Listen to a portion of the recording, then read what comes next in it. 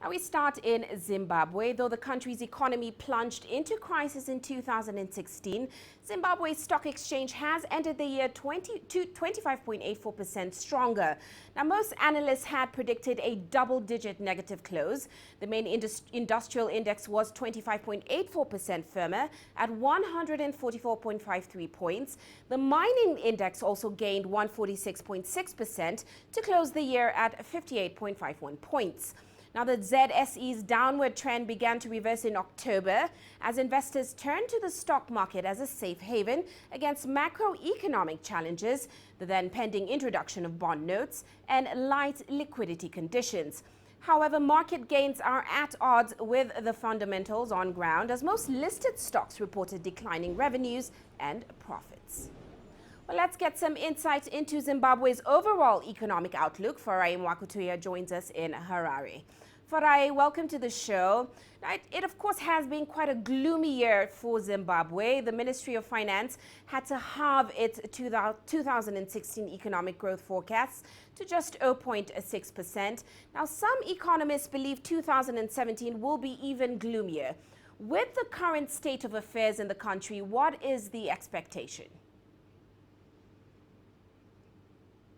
Well, Uche, the official growth projections for 2017 are a marginal 1.7%, and that's based on a rebound in the agricultural sector.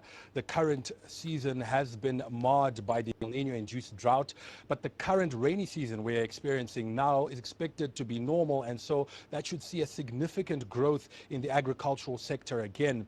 The private sector is also projecting some growth, particularly in industrial capacity utilization. Each year they do a survey of just how optimally industries are performing. In 2017, they expect that performance could reach as high as 60%, and that's based on resuscitation of production of some goods that were no longer being produced here. Earlier this year, in 2016, Zimbabwe imposed a restriction or bans on certain goods that could not be imported into the country anymore, and because of that, production has been stimulated and resuscitated for some of those goods locally, and so based on that, the private sector sees some growth in the coming year. But the biggest challenge that Zimbabwe faces in 2017, which is a perennial challenge, is its expenditure. How it manages to contain its expenses will determine the success of the coming year. The budget for 2017 of 4.1 billion is based on revenues of 3.7 billion and a deficit of 400 million that will be financed through borrowing. That remains unsustainable. Zimbabwe needs to live within its means, if you want to call it that, and its ability this year to live within its revenue collections and to manage the deficit will determine the success, and that will be the biggest challenge, Uche. Well, Farai, let's focus a bit on the agricultural sector. Now, the country definitely lost its place as Africa's breadbasket. We've seen the agricultural sector suffering due to an El Niño-induced drought. 4 million people in the country facing hunger. Looking forward, the government has made some moves, such as ordering people to stop fresh farm occupations in the country. What is the outlook for that particular sector?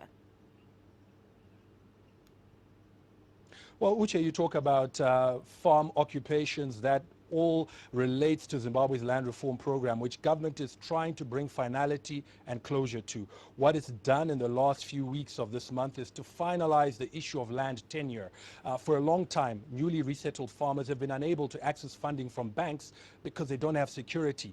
Government has now finalized 99-year leases, which are documents it says are bankable, that a new farmer can take to the bank and be able to borrow to finance their operations. With that, there's an expectation that performance in 2017 will be better and certainly higher.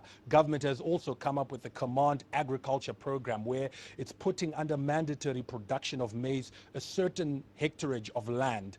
It's also providing input and financial support to farmers on this program, and the target is to produce 2 million metric tons of maize meal and maize, which will help it recover from the current shortages, but also set a platform to be able to regain that breadbasket status. But Uche, I can't stop talking about, I can't talk about agriculture in Zimbabwe and not talk about tobacco, which has been one of the biggest successes of agriculture in the last few years. In this coming year, we expect that performance of the golden leaf will continue to be good. We expect a higher number of farmers to take up the crop this year, and we expect export earnings to also be higher. So certainly that is good news for the sector on that front. Well, we certainly wish Zimbabwe well. Many thanks, Farai, for those insights. Farai Mwakuteya joining us there in Harare. Well,